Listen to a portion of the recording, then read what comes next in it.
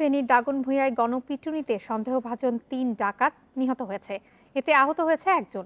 তার অবস্থা আশঙ্কাজনক। স্থানীয়রা জানান, দাগনভূঞার মাতুভূঞা এলাকায় শুক্রবার রাতে ডাকাতির সময় হাতে নাতে ধরা পড়ে ডাকাত দলের সদস্যরা। স্থানীয়রা জড়ো হয়ে গণপিটুনি শুরু করলে গুরুতর আহত হয় ডাকাত দলের ৪ সদস্য। পরে পুলিশ তাদের সদর জেলা হাসপাতালে নিয়ে গেলে দুজনকে মৃত ঘোষণা করেন চিকিৎসক। পরে হাসপাতালে মারা যায় আরও একজন। গুরুতর আহত অবস্থায় চট্টগ্রাম মেডিকেল কলেজ হাসপাতালে চিকিৎসাধীন আরেকজন।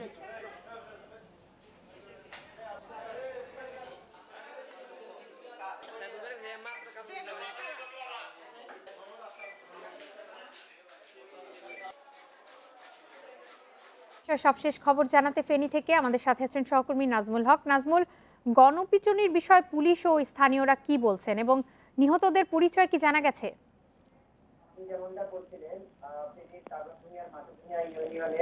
বেশ কয়েকটি বাড়িতে গতকাল রাত ৩টার পরে এক সংগত ডাকাত দল হামলা করে 4 ডাকাত পিটুনিতে আহত হয়, বাকিরা পালিয়ে যায়। এই 4 ডাকাতের মধ্যে খবর পেয়ে ভোরবেলা পুলিশ 13 জনকে উদ্ধার করে দাগনভূঞা থানায় নিয়ে যায়।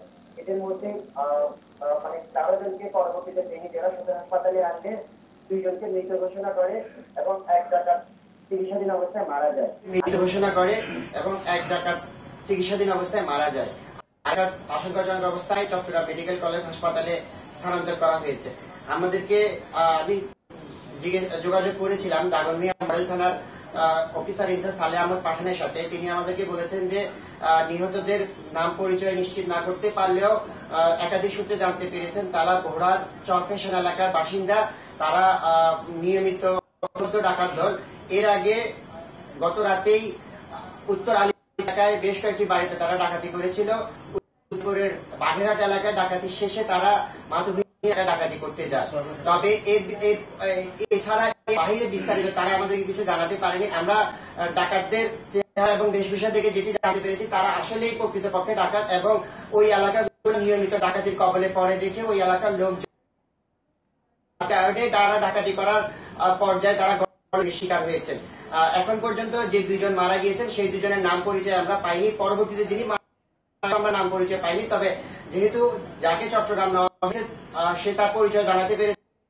চরফেশন ধারণা করা হয়েছে যারা সবাই মারা গেছে তারা সবাই ভোলা চরফেশন এলাকার লোক।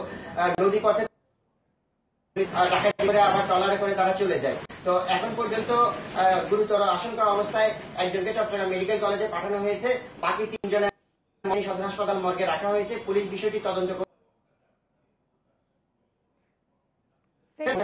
ছিলেন সহকর্মী নাজমুল হক।